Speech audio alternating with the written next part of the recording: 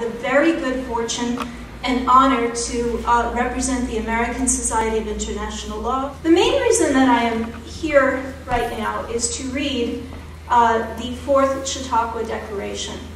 This is the declaration that behind closed doors, outside the public sessions, the prosecutors seated on either side of me have been working to come up with a declaration about the state, the present state, and hope-filled future of international criminal justice. And so I'd like to read it, and then they will sign it and perhaps say a word or two, if they like.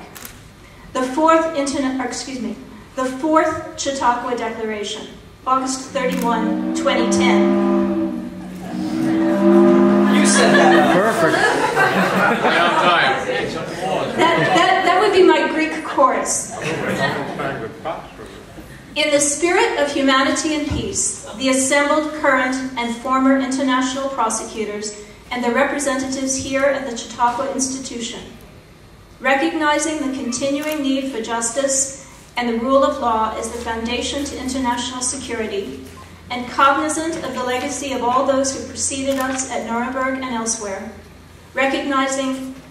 do recognize the 10th anniversary of the Robert H. Jackson Center and its important mandate to preserve, promote, and advance the legacy of Justice Robert Jackson through education, exhibits, and events, which emphasize the current relevance of Jackson's ideas on individual freedom and justice. Honor the life of our colleague and friend, Whitney R. Harris, a prosecutor of the International Military Tribunal at Nuremberg, who passed away this year.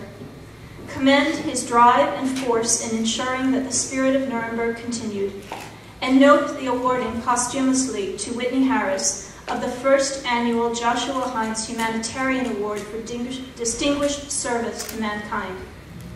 Applaud the efforts of the state's parties to the Rome Statute and other delegations in Kampala this year in their willingness to openly take stock in the progress of international criminal law in general and the concrete recommendations to ensure justice for victims of international crimes, and for reaching consensus on a definition of the crime of aggression and for the determination to press for the appropriate mechanisms for its enforcement and prosecution.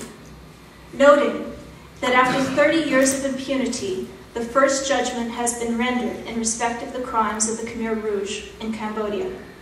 Reflecting upon the 15th anniversary of the genocide at Srebrenica and the continuing need for the accountability of those responsible, expressing concern at the continuing plight of civilians caught up in armed conflict, and particularly for those crimes committed against women and children, now do call upon the international community to keep the spirit of the Nuremberg Principles alive by ensuring the enforcement of the laws of armed conflict, and in particular those relating to the protection of civilians, calling upon parties in armed conflict to respect international law applicable to the rights and protection of women and girls, ensuring that gender crimes are investigated and prosecuted appropriately, states refraining from the use or threat of armed force and settling their disputes by peaceful means and in accordance with the United Nations Charter and international law, supporting and adequately funding the tribunals and courts in their work to maintain the rule of law at both the international and the domestic level, implementing their obligations under international law in the sharing of information, investigating, prosecuting, or transferring to an appropriate judicial body those who violate international criminal law in order to ensure accountability of all persons, including sitting heads of state, considering the adoption of a Convention on the Suppression and Punishment of the Crimes Against Humanity, signed in mutual witness, Fatou Bensouda of the International Criminal Court, David M. Crane, Special Court for Sierra Leone, Serge Brammertz, International Criminal Tribunal for the former Yugoslavia, Benjamin Ferencz, International Military Tribunal at Nuremberg,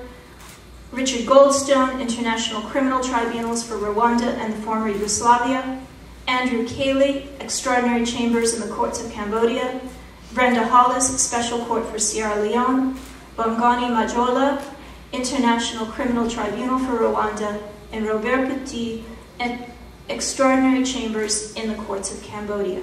I'm now going to stand up and have each of the prosecutors sign the document. Thank you.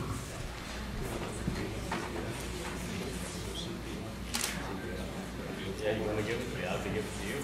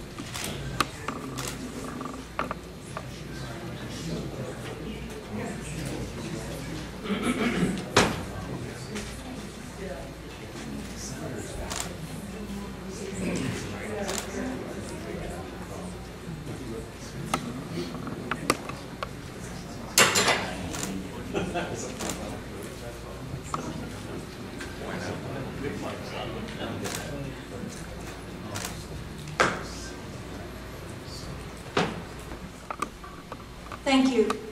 With that, we conclude this ceremony and also adjourn the 4th International Humanitarian Law Dialogs, looking forward to the 5th event next year.